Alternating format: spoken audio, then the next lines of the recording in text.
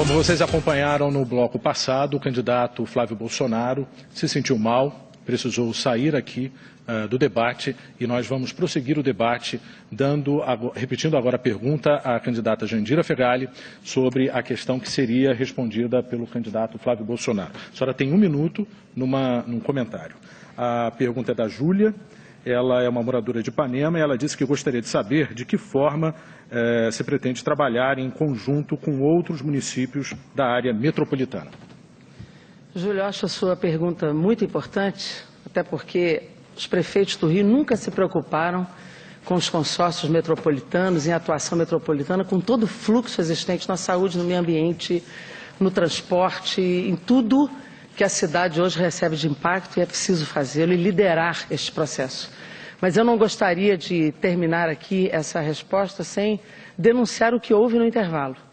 Eu fui atender por favor, como médica, ao público que colabore, por favor. Como médica. Por favor, a candidata está falando. Vocês só sabem vaiar a mulher, o preconceito também está na vaia. Vocês só sabem vaiar a mulher. Por favor, eu peço à plateia que não se manifeste. É muito fácil vaiar a mulher se ela for tímida, mas no meu caso não adianta porque não impacta. Nós tentamos... Por favor, plateia, eu peço mais uma vez que não se manifeste. Porque aqui quem protege torturador não me representa. O candidato Flávio Bolsonaro passou mal, eu como médica me apresentei para atendê-lo e o pai dele disse que não precisava dos meus cuidados. Isso significa que a solidariedade não faz parte desse grupo fascista. Aliás, quem apoiou a ditadura... Candidata, seu tempo já terminou de 1 minuto. Ok, mas eu peço a colaboração de todos. Torturador, desrespeita a mortes familiares, candidata, conclua políticos. sua linha de raciocínio. Quem é réu por estupro no Supremo Tribunal Federal, não é nenhuma surpresa a atitude que teve. Ok, candidata. Agora 2 candidatos respondem a perguntas diferentes enviadas por telespectadores pelo Twitter e selecionadas pela direção do debate. A ordem de resposta segue a organização das bancadas. Lembrando que o candidato Flávio Bolsonaro passou mal, então quem vai responder essas 2 perguntas são o candidato Carlos Osório e depois a senhora, na sequência, candidata Jandira Fegali. Vamos acompanhar então agora a primeira pergunta. A pergunta é da Elvira Cardoso. Qual será a importância do servidor público no seu governo? Como corrigir as distorções de carga horária na educação? A pergunta é respondida pelo candidato Carlos Osório. Elvira, eu queria responder a você e a todos os servidores públicos da cidade do Rio de Janeiro. Eu trabalhei 4 anos na prefeitura e conheci os melhores servidores públicos do Brasil. Uma gente vocacionada que serve o Rio de Janeiro com amor e com paixão. E, infelizmente, hoje não tem o seu trabalho reconhecido. Elvira, a Prefeitura do Rio está totalmente aparelhada. Você sabe disso. Houve uma mudança no direcionamento da atual Prefeitura, que numa primeira administração cuidou da cidade, numa segunda administração passou a cuidar única e exclusivamente dos seus interesses. E, Elvira, é muito triste a gente ver no Rio de Janeiro hoje uma briga, uma disputa, um muro, um fosso entre os professores e a prefeitura. Nós vamos acabar com isso, respeitando o servidor, respeitando os professores e fazendo da educação uma grande prioridade nesse município, em parceria com o magistério. Ok, candidato. Vamos agora à segunda pergunta, que será respondida pela candidata Jandira Fegali. Vamos acompanhar. A pergunta é do Antônio Augusto. Gostaria de saber dos candidatos se comprometem a dar continuidade às obras de mobilidade urbana iniciadas e melhorá-las. Em primeiro lugar, agradecer a pergunta ao Antônio. Quer dizer que, óbvio, o que foi feito será incorporado. Ninguém pode ser contra o BRT, o VLT, nada disso. O problema é que o modelo não está correto. Nós precisamos, de fato, fazer um outro modelo de integração entre modais. Precisamos trabalhar mais com os trilhos e deixar muito claro aqui, nada contra a Barra da Tijuca, mas, sinceramente, o metrô para a Barra, 10 bilhões, nós poderíamos ter feito 2 metrôs de superfície para Santa Cruz e toda a linha de Leopoldina, ou poderíamos ter feito a universalização do saneamento de todo o Estado. Então, a mobilidade urbana ela precisa trabalhar com aquaviário, com trilho, com ciclovia, com o sobre-roda, com transporte complementar, mas, acima de tudo, garantir transparência, participação popular e o passe livre social que nós vamos garantir. Ok, candidato. Então, vamos agora ter o bloco das perguntas entre candidatos com tema livre. Relembre as regras. Quem abre a rodada é definida por sorteio. Quem faz a primeira pergunta é obrigatoriamente o último a responder. Um candidato não poderá perguntar para quem lhe dirigiu pergunta. Cada candidato poderá responder uma única vez por bloco. A pergunta pode ter, no máximo, 30 segundos. A resposta, 2 minutos. A réplica, 1 minuto. E a tréplica, 1 minuto. Em seguida, para fechar o bloco, 3 candidatos responderão a perguntas diferentes do Twitter, selecionadas pela direção do programa. O tempo de resposta é de 1 minuto e a ordem obedecerá à organização das bancadas. Participe enviando perguntas pela hashtag #DebateBandRio. Vamos então agora ao sorteio de quem abre a rodada de perguntas neste bloco.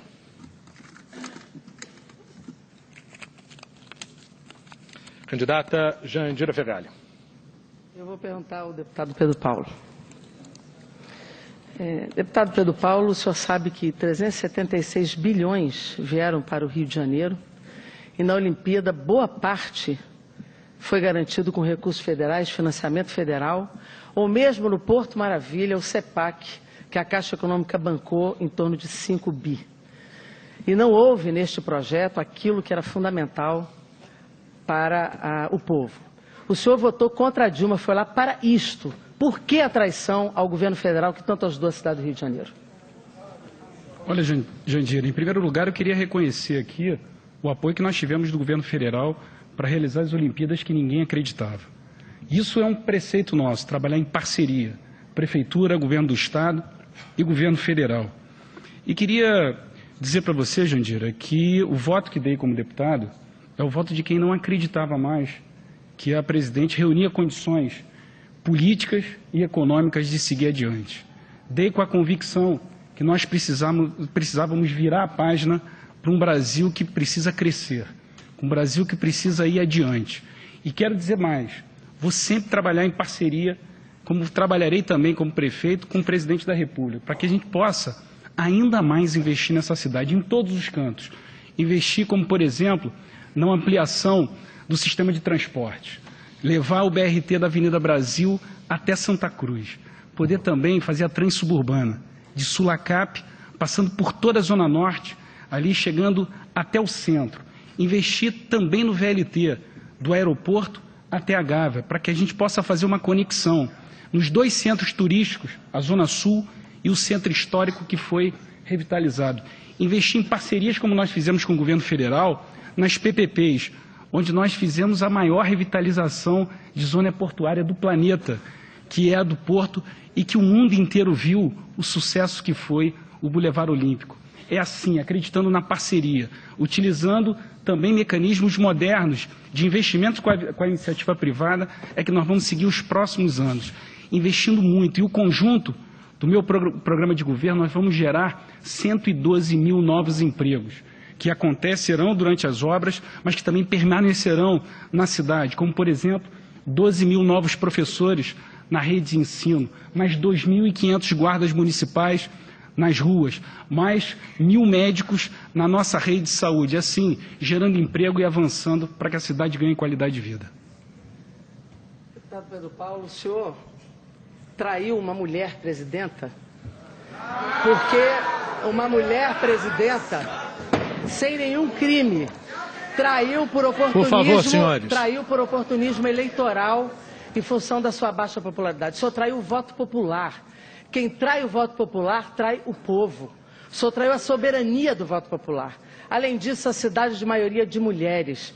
E eu lhe digo, deputado Pedro Paulo, com todo o respeito, mas eu não consigo confiar em quem trai na política e quem bate mulher. Bater em mulher não é isso. Por favor, a plateia, por favor.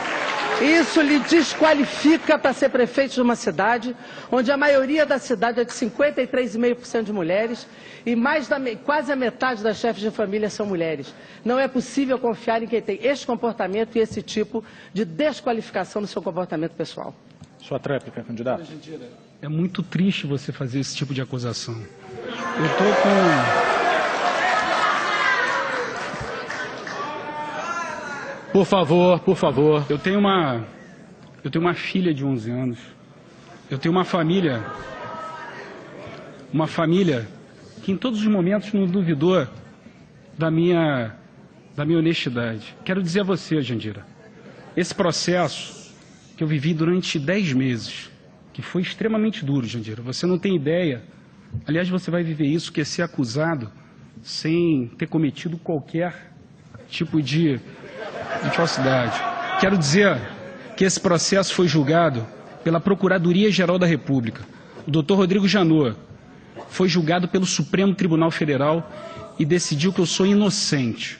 Mas é muito triste você fazer essa acusação, porque você sabe, gente, você sabe que essa acusação é falsa. E você vai viver, daqui a pouco sim, porque você... Candidato, porque você, tempo, por favor. Porque você também está sendo acusado de receber propina. Candidato, por favor. Candidato, por favor. Por favor, plateia. Por favor, por favor. A candidata Jandira Fegali solicitou direito de resposta. O seu pedido vai ser avaliado pela direção de jornalismo. Ok. O seu pedido vai ser avaliado pela direção de jornalismo e também pela comissão jurídica da casa. Durante a sequência do debate, a senhora vai ter resposta, ok? Agora, candidato Pedro Paulo, o senhor faz a pergunta para quem? O senhor tem 30 segundos. Eu faço a pergunta para o candidato Molon.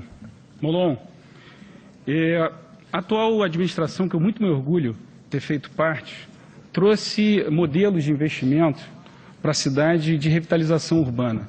Como, por exemplo, nós fizemos na região do Porto, utilizando as parcerias público-privadas, as concessões que viabilizaram o Porto, mas que também viabilizaram a Transolímpica, viabilizaram uma Olimpíada com mais da metade dos recursos, fruto da iniciativa privada das concessões e PPPs. Eu quero saber qual é o seu plano de revitalização das áreas urbanas da cidade. Bom, antes de mais nada, eu queria tocar em 2 pontos que você coloca, sobre revitalização e sobre a quantidade de recursos públicos ou privados investidos. Ninguém sabe quanto custou a realização das Olimpíadas para os cofres públicos. Cada hora o percentual que aparece é 1. É 1%, é 40%, é 30%, é 60%. Ninguém sabe exatamente o que é o legado urbano das Olimpíadas. Algumas coisas às vezes são incluídas como legado, outras vezes não. Então, antes de mais nada, falta transparência nos gastos da Prefeitura nas Olimpíadas. Isso está dito pelo Ministério Público. Não é por mim, não. Foi o Ministério Público que disse que falta transparência em quanto de dinheiro público foi parar nas Olimpíadas. Esse é um ponto fundamental. Segundo ponto, revitalização de área portuária de qualquer lugar da cidade se faz com gente morando. Revitalizar o centro não é só fazer obra. A obra ficou bonita, é bom realizar, mas tem que criar casa para as pessoas morarem. O centro, o porto, tem que virar um bairro. E bairro só existe quando tem gente morando. Isso não existe no centro. Vocês foram obrigados agora a apresentar uma quantidade de casas a serem construídas no centro, que não construíram. Vocês só pensaram na parte comercial, na parte empresarial. Isso é importante, sem dúvida nenhuma. Quando nós estivermos na prefeitura, nós vamos investir sim na revitalização de áreas da cidade, estimulando a geração de emprego com atividades econômicas. Mas tem que ter casa e moradia perto do emprego. Essa é a diferença do nosso modelo de cidade. Vocês querem construir casa num lugar e emprego no outro. A gente quer construir casa perto do emprego e gerar emprego perto de casa. Casa no centro e emprego também na Zona Oeste, para as pessoas não serem obrigadas a gastar horas da sua vida, como você gasta, indo e voltando para o trabalho, enquanto você poderia estar com a sua família ou tendo uma vida melhor. Sua réplica, por favor. Olha, candidato, você não respondeu a pergunta sobre concessões e PPPs, porque isso é importante que aquelas pessoas que estão em casa não tenham a consciência de qual modelo de cidade que se pretende. E quero dizer que os gastos das Olimpíadas são absolutamente transparentes. 38 bilhões foi o gasto das Olimpíadas e 24 bilhões foi de legado para a cidade. De cada R$5, um foi investido em equipamentos olímpicos e os demais foram investidos na cidade. Investimentos como BRT, como VLT, que melhoraram muito a qualidade de vida das pessoas que se transportam, inclusive da Zona Oeste, Molon, porque é importante sim a Transolímpica. Você andar na Transolímpica, você reduz 2 horas o tempo de deslocamento casa-trabalho, trabalho-casa, que permite que as pessoas fiquem com as famílias. E quero dizer que você deveria ter conhecimento sobre o investimento habitacional do Porto. As CEPACs, 40% delas são para moradias, e o plano para os próximos 10 anos são 10 mil unidades de habitação de interesse social, que vai permitir que a área do centro seja ocupada também com moradia de habitação popular. Candidato. Sua tréplica. Eu acho que o candidato tem dúvidas sobre a minha visão a respeito de parcerias público-privadas ou de concessões. Eu não tenho nenhuma dificuldade com isso, não, você está enganado. Eu não imagino que o Estado possa resolver tudo. Eu não tenho uma visão estatista ou estatizante da economia. Eu acho que é fundamental a parceria com a iniciativa privada. Agora, eu sou contra que o poder público se demita das suas funções, que ele não faça o que lhe cabe fazer. A nossa prefeitura vai fazer o que lhe cabe fazer. A nossa prefeitura vai construir moradia no centro da cidade. A nossa prefeitura não vai apostar que um dia construam. A nossa prefeitura vai criar condições reais para que as pessoas possam morar perto do emprego. Se você pegar a distribuição de empregos e casas pela cidade, é um absurdo. Onde tem emprego não tem casa, onde tem casa não tem emprego. Nós vamos mudar isso. Agora, a respeito de responder pergunta ou não, você que deveria ter aproveitado o tempo para falar do Eduardo Cunha, em quem você votou para presidente da Câmara e fugiu do assunto. Candidato Alessandro Molon, por favor, dirija a sua pergunta aqui, candidato.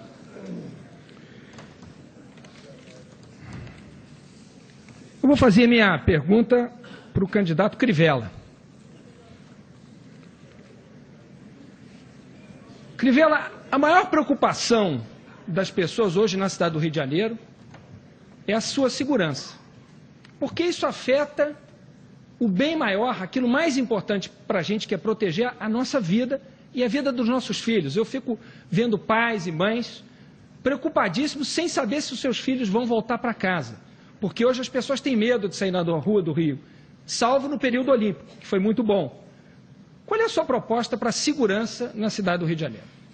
Eu agradeço a sua pergunta, Molon, e quero dizer o seguinte: a Prefeitura se eximiu do tema segurança.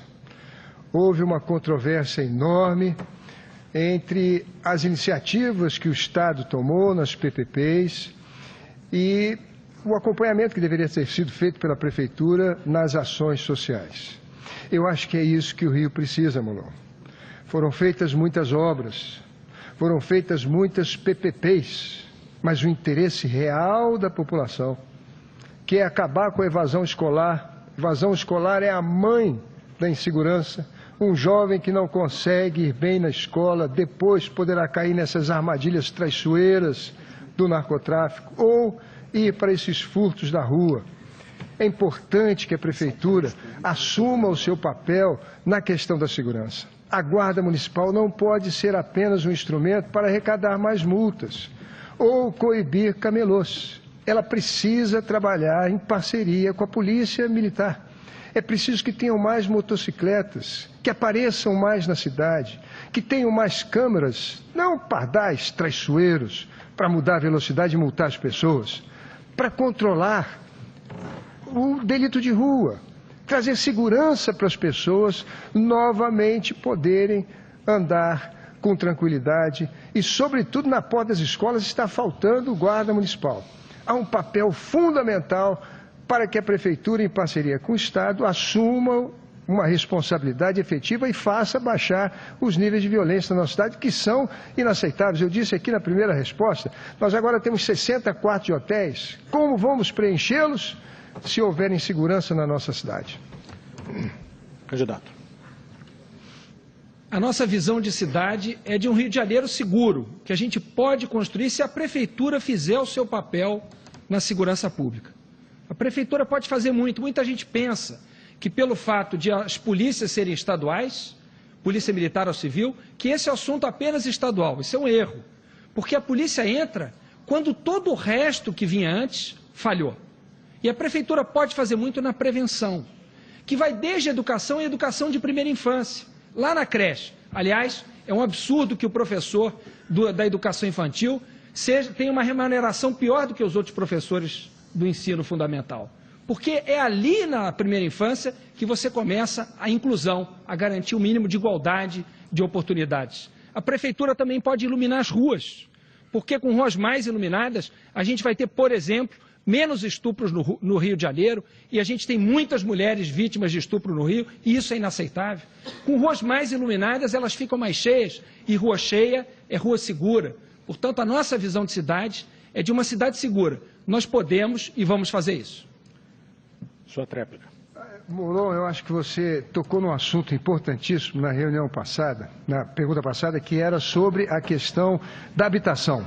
Cidades que segregam os pobres, que afastam os pobres dos ricos, são cidades violentas, Molon.